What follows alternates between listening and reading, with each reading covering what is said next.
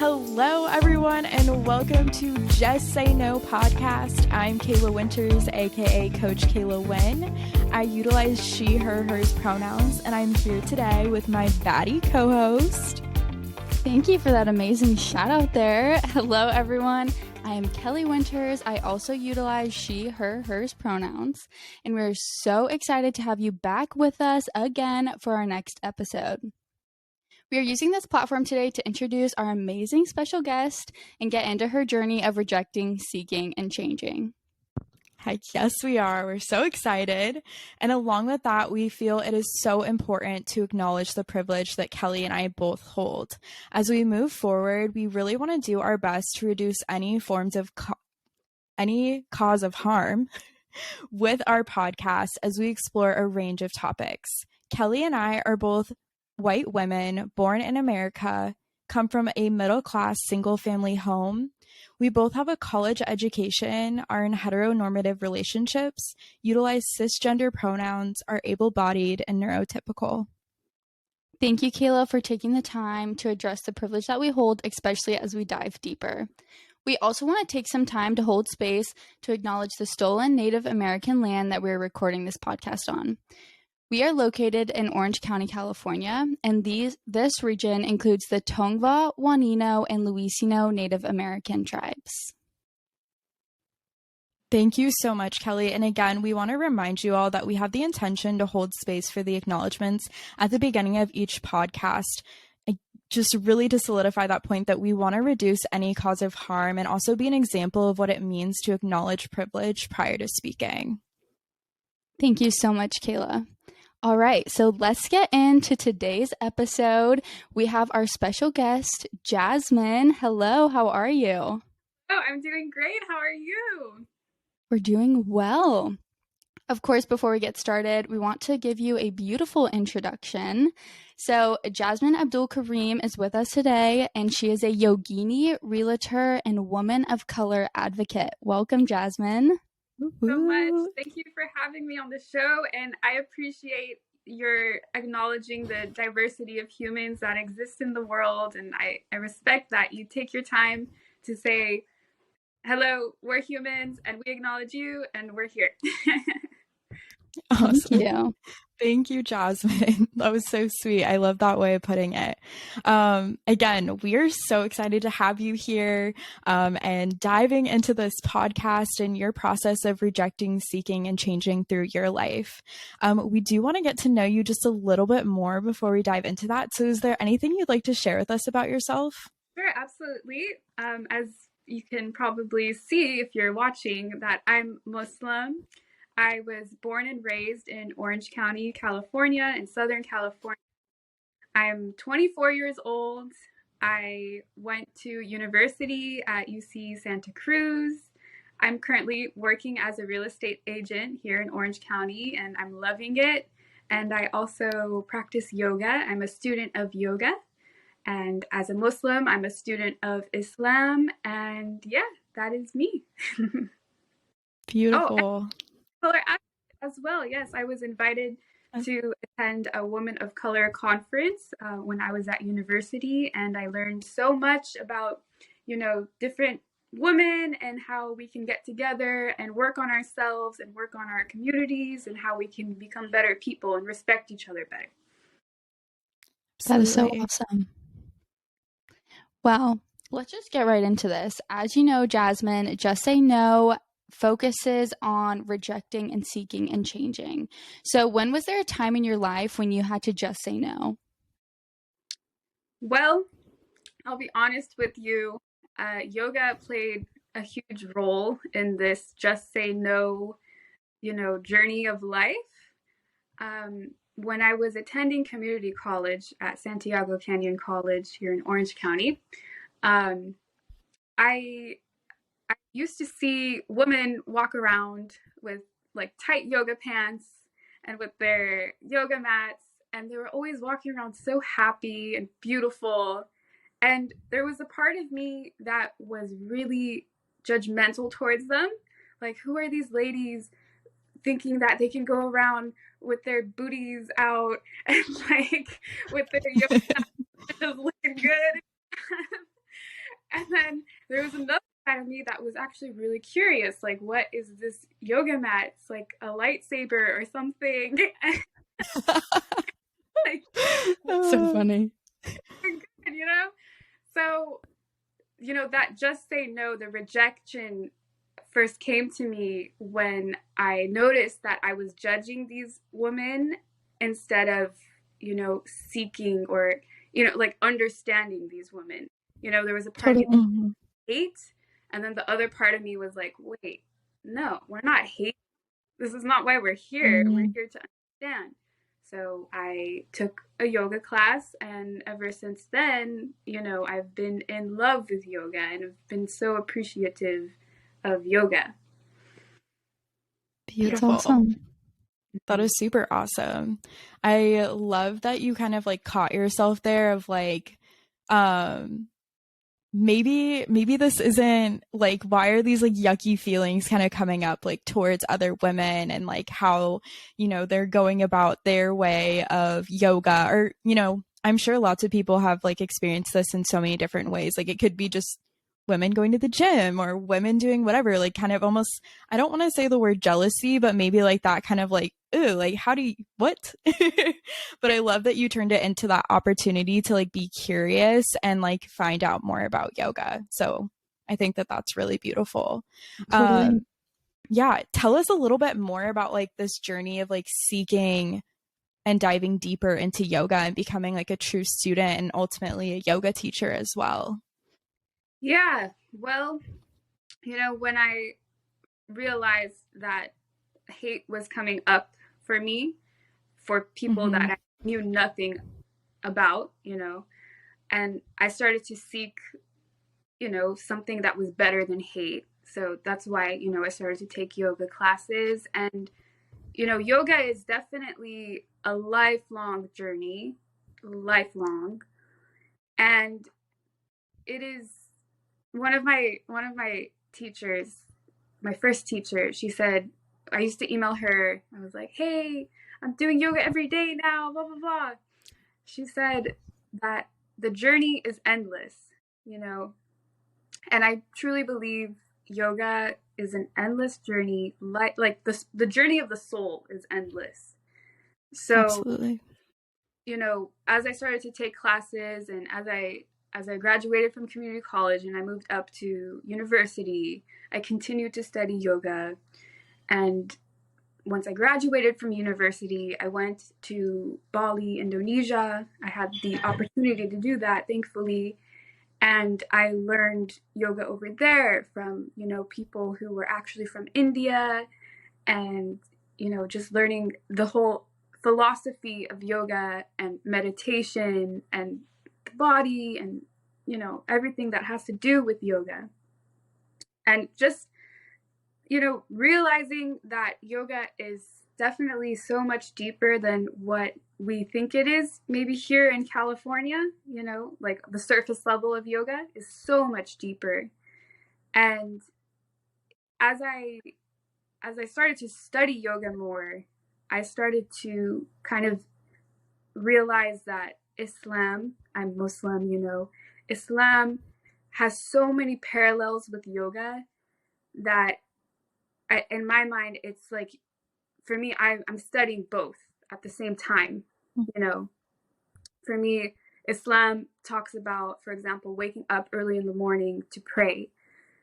Yoga has the same exact thing. It's the same idea. Wake up early, give your blessings, you know, like show that you're thankful, you know, and there's also a health benefit to waking up early in the morning. You know, if you study Ayurveda, your body just functions so much better than if you sleep in. And this is something that is fundamental to Islam. It's like very important to wake up in the morning and pray.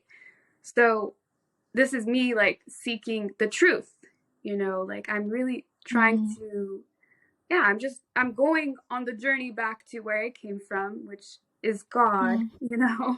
Mm-hmm.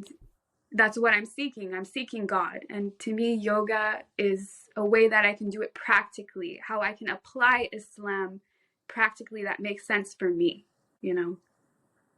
Beautiful.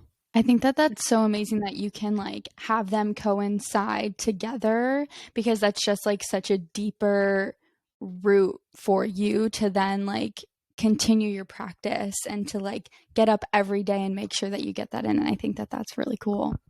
I don't really know like a lot about Islam, um, but I think that that's really awesome. I didn't actually know that. So that's super cool. Yeah, I agree. I think it's really beautiful that you're able to find those parallels and then be able to, like Kelly said, I think she said it great, like deepen those roots and something that is important to you. I do have 2 questions for you, just to go a little bit deeper. The first one was, I wanted to see what got you from being just a student to like a student of yoga to wanting to actually go to Bali and become like learn deeper and deepen your practice. Because I feel like there's a lot of people that practice yoga all the time, right? But to actually take that step of like, I'm actually going to go and really immerse myself into this and apply those teachings, because I don't think that it's very often. It wasn't until I did my yoga teacher training that I really learned about the true philosophy and learned that it was more than just the asana practices. So I'd love to hear more about that. Yeah, I, I don't know if I ever thought in my head, I'm going to be a yoga teacher, but I definitely found inspiration from my teachers. And Mm-hmm. I, I think yeah, I don't know. Since I was a kid, I've always liked to, like teach people how to work out. I used to like get my family together and be like, do this or do that. So, um, what happened was when I graduated from university, or as I was close to graduating from university, my friend who was really into yoga, who she still is, my friend Ellen, she said, let's go to Bali and get our yoga teaching license there. And I thought, why not? Why not? I'm about Cool. to graduate from university. What else am I going to do? So I went, and I'm so thankful I did, because being able to immerse yourself in a dedicated study. I was there for 1 month, and I did a 200-hour teacher intensive training. And it was such it was honestly an immersive time, because you wake up every day at 5:30 in the morning, and you do your nasal cleaning, you do your pranayama, then you do a nice vinyasa, and you have breakfast, and then we would learn about physiology and anatomy, and then we would learn about philosophy and meditation. Then we would have lunch, and then we would do our Ashtanga practice, and after Ashtanga, we would have dinner, and then the next day we would do the same exact thing, and then the next day the same exact thing, and it was so intense, so intense. Yeah, definitely. I feel like that's like such a rejection of like this go, go, go lifestyle that we live. Like even like opposed to like being in college, like yes, it's immersive, but it's different. I don't Yeah, know. Did you feel that way? Like it's different than like really being immersed like this and like diving into the study. absolutely. It's different because yoga is teaching you how to live at one with the world, not to go against the world. Yoga is teaching you Yeah. are part of nature, and you are Hmm. coexisting with this nature. So work with it, instead of Mm. the way that maybe we live here in the West, or the world we live in, the modern world. It's literally, like you said, go, go, go. And although we were kind of go, go, going in our intensive yoga training, but it was different because just focusing on ourselves and the body and the knowledge, versus like thinking, oh Hmm. God, money. Oh God, what am I gonna have for dinner? Oh God, like what about Billy Joe over there? That like we're just here, like with yourself and the Yeah. team. Yeah. Hmm. That sounds like Beautiful. such a healing process. Like I want to go to Bali, get my I yoga teacher, just to have like the structure of that and just like spend all that time like working on yourself and learning about yourself in this way. I think is so like that yeah. just seems so awesome. encourage it. I encourage it for everybody. And even if someone, does not want to become a yoga teacher, but they just want to be immersed in a yoga experience with a teacher, so dedicating their time to teach you yoga.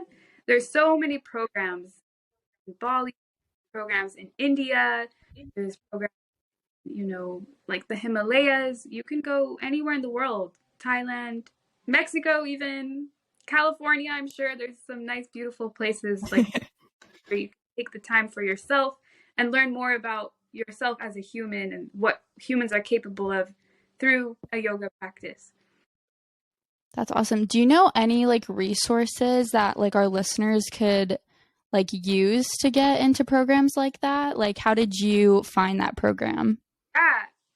There's websites that you can go and search on Google that shows you all the schools that and programs that are in a country, and you can organize it by price, by dates, by place. And yeah, that's how I found my program. Yeah. Cool. Very cool. That's awesome. I love that.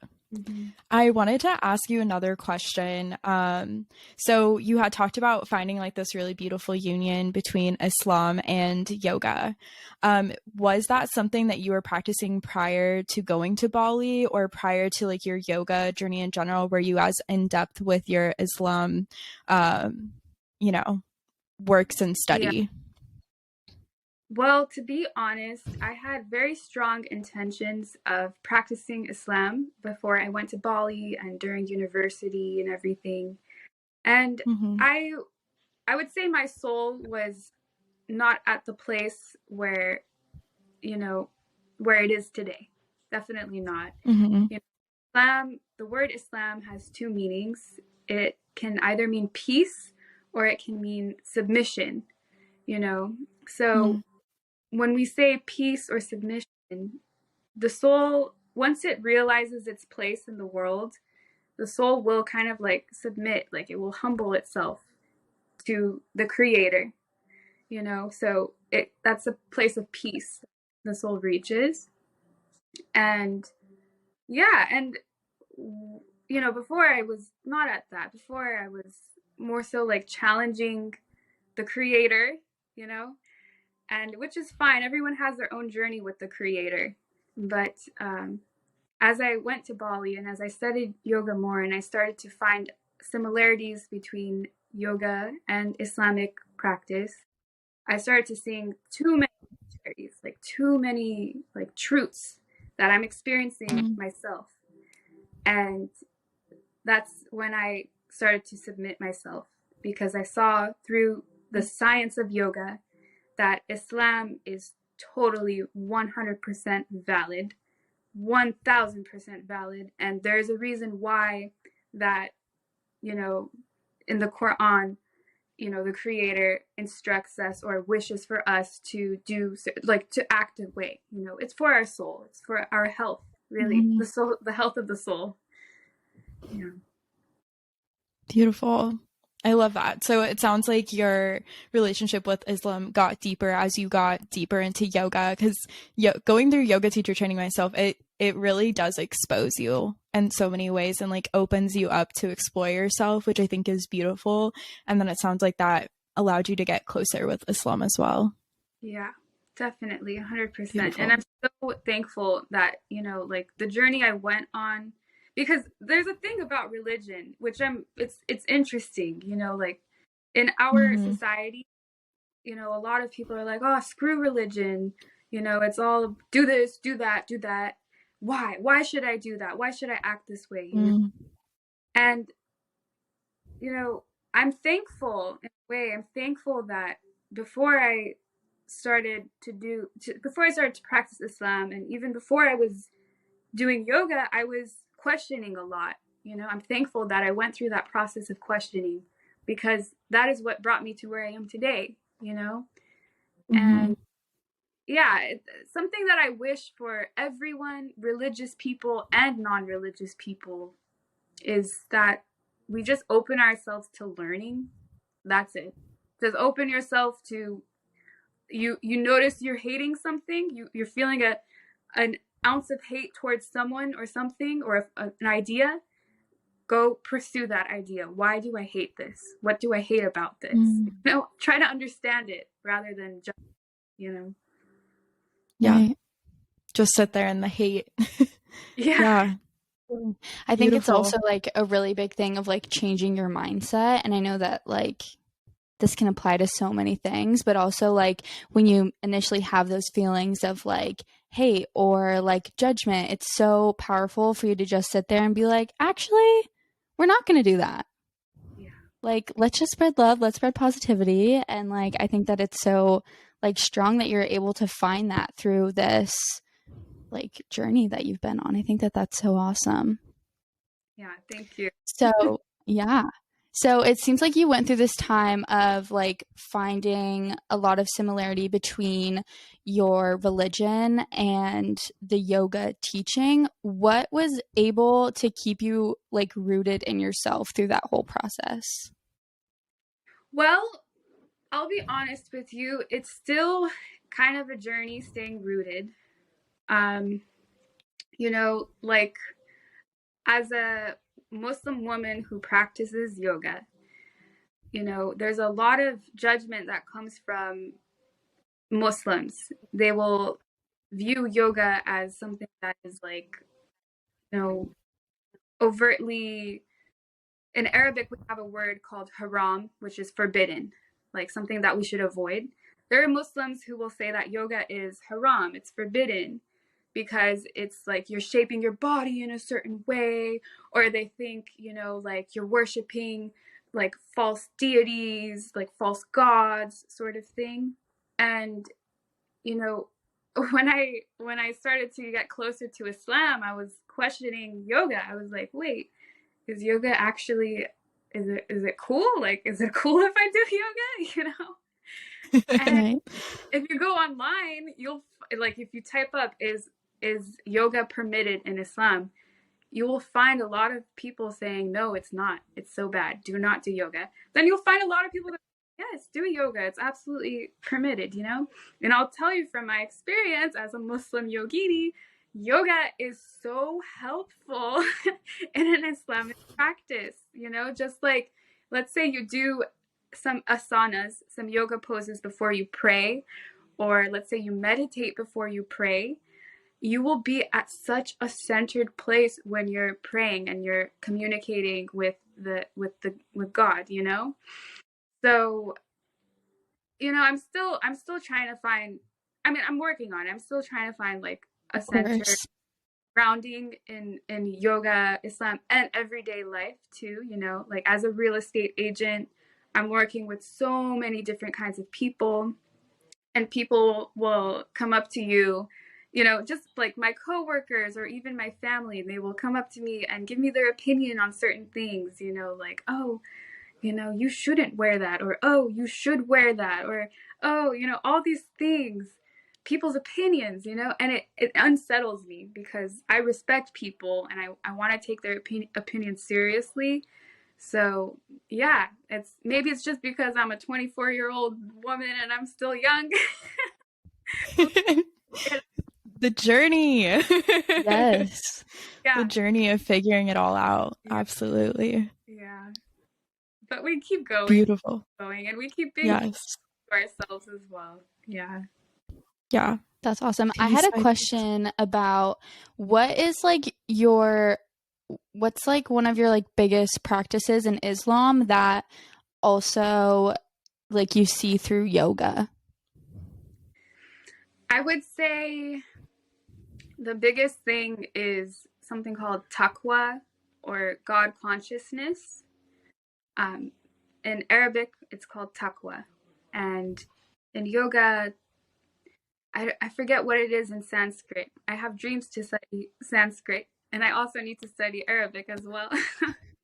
But taqwa is God consciousness, and yoga there's so many books coming from, like, I think swamis. I don't know who these swamis are, but a lot of swamis that are talking about God consciousness and how important it is to just talk about God, just keep mentioning God, keep mentioning the fact that you came from somewhere. We didn't come from nothing. And even if you want to say came from nothing, nothing is something. We came from something, you know?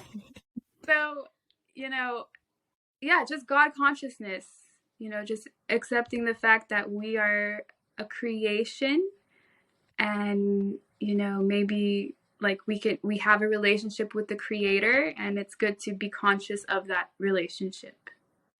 Totally. That's beautiful. Beautiful. I have found like lots on my yoga journey too. I went through a place where I was Christian for a long time. That's how I was brought up. And then when I went into college, I kind of really like stepped away from it and wasn't really a part of it. I just decided not to be and had walked away, and it didn't really bother me.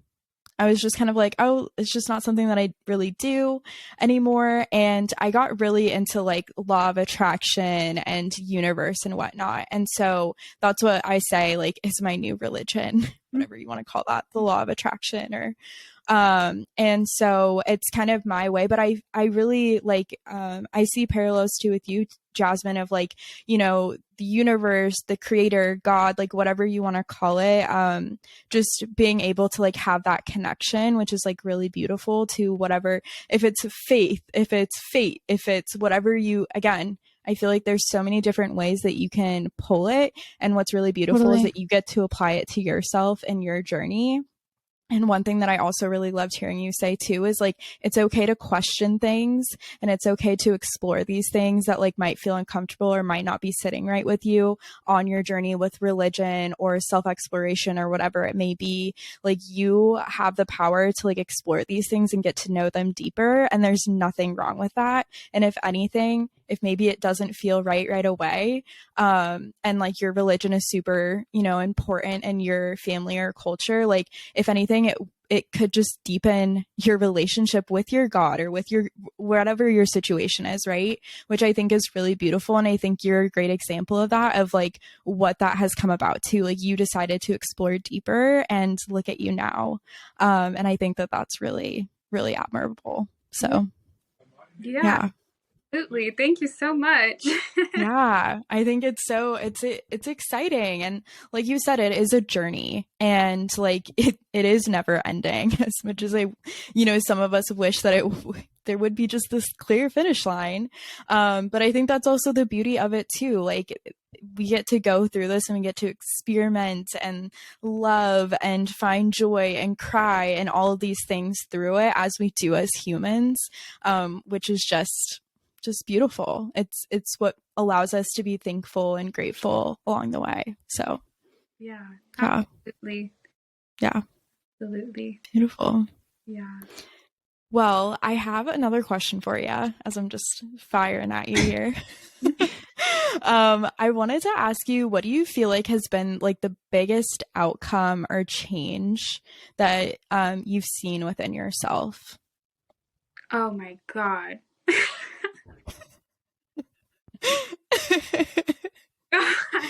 The heavy hitter question. Yep. Huge changes, man. Huge changes. Like, amazing change. Like, I'm just thankful and feeling peaceful. Honestly, just calm. Like, feeling fine. That is the biggest thing for me. I used to be very, very like anxious, or always caring about like trying to fit in, always caring about, you know, like just silly things in a way. And nowadays, I'm just so much more calm. Nowadays, like, I'm seeing people differently. Like, now, for example, in Arabic, we say Assalamu alaikum as a greeting, which means peace be upon you. So, and to me, it's very similar to namaste. I honor your soul, you know? So whenever I say assalamu alaikum these days, or hello to anybody, I'm making it a point. Like, I'm meeting a soul. This is a soul I'm interacting with, you know? So if I say hello in English, I'm still sending out peace. That's what I do. That's why I'm here. So yeah, it's just feeling so much more peaceful. And definitely, like, I don't want to like make it seem like I'm perfect or anything, because anxiety always creeps up, but it's just always reminding myself that everything's fine. Everything's fine. Honestly, everything's fine. Like, you can say law of attraction, because I know law Yes. all about just keeping it up, keep it up, Mhm. keep it up. That's what it is. It's all, everything's fine. Everything's fine. Mhm. Even if it doesn't feel okay, just go into that safe zone. It's fine. Mhm. Yeah. Or even like you talked earlier about like finding that place of like surrender too with like Islam, right? Like being able to just like surrender to what is happening around you and being like, okay, I'm letting it go. I'm letting it be. I'm going to take myself, the world, the universe, God, whatever is going to take me to where I'm supposed to be. Like, I surrender to this. What can I do? And I think that wow. Yeah. Wow. It's amazing. We're in the hands of the creator, the hands of the universe. We're just like little babies thingies here. And then, we're just being embraced. Yeah. And of course, absolutely. On us, like, how do we want to view it? Do we want to view it from a place of like, oh, I don't have enough of this, everything sucks, blah, blah, blah? Or do you want to view it as like, honestly, I'm good. Everything's fine. I'm still breathing. I'm still talking with the universe or God, however you want to say. I'm still talking with the creator. I still have a relationship. I know this body is not going to be here forever, but I know my soul is. So I'm just going to work on this and the God and my God, my creator. Absolutely. That's so powerful. So what would you like for our listeners to gain from this information? Honestly, I would like for them to, be open to seeing the connections between, things that you may not think have a connection, I would like for them to be open-minded to what seems strange, what seems odd. Of course, do not judge, like, seek to understand rather than judge. And I would honestly, I would love it if everyone would read the Quran just to learn what it says. Totally. I was thinking the other day, like, there's at least 1 billion Muslims on the earth. So there's at least 1 billion people who say that the Quran is like a good book. Right. Like, read it, and I started to read the Bible, and as a Muslim woman, I have a duty to read the Bible and to understand what the Bible says. And I just started to read it, and I'm learning so much. It's blowing my mind. Blowing my mind. Absolutely. Like, just be open-minded, be willing to observe, take it slow. Yeah. Take your time with it and really digest it. I think that's great. I love that call to action. Me too. I think that was awesome. That's amazing. I feel like I want to read it now. I'm like, I gotta go read it now. Everything that you're like preaching about this, I just like, I feel like such a pull now. So who knows? Yeah. No, I think that this is great. Totally.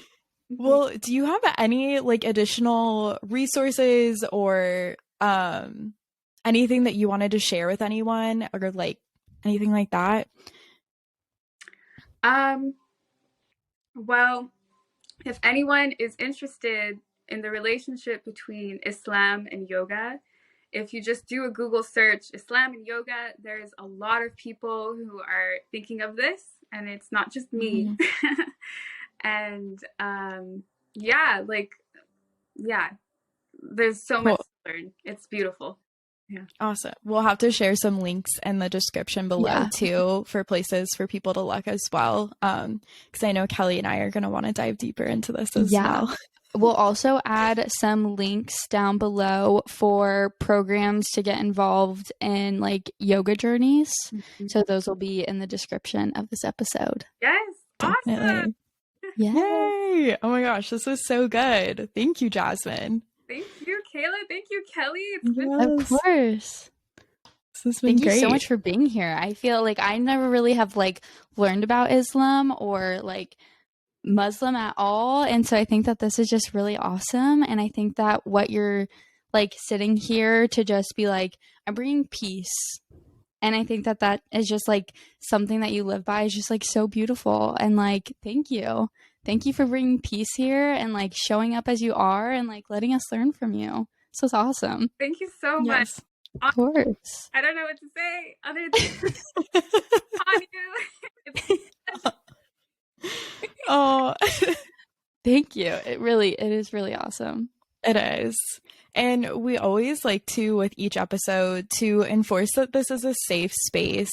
And as we're going through and as, you know, Kelly and I are learning, Jasmine's learning, like we said, we're all on this journey to constantly give ourselves grace and really allow ourselves the space to be present with these conversations surrounding change, surrounding learning, surrounding like seeking different views, all of this, just giving ourselves that grace and that ability to be present. It is so huge. And we also want to encourage you guys that if you just finished listening to this, give yourself that time to reflect, to journal, to check out the resources that we have. That's why we do this, right? We want you to give yourself that time and space to be able to explore, to seek out. Yeah. All right. Remember, you can find this pod on any podcast streaming service. Our episodes come out on the first and third Friday of every month. Thanks for listening. And in case you didn't catch it, just say no. Woo, did it!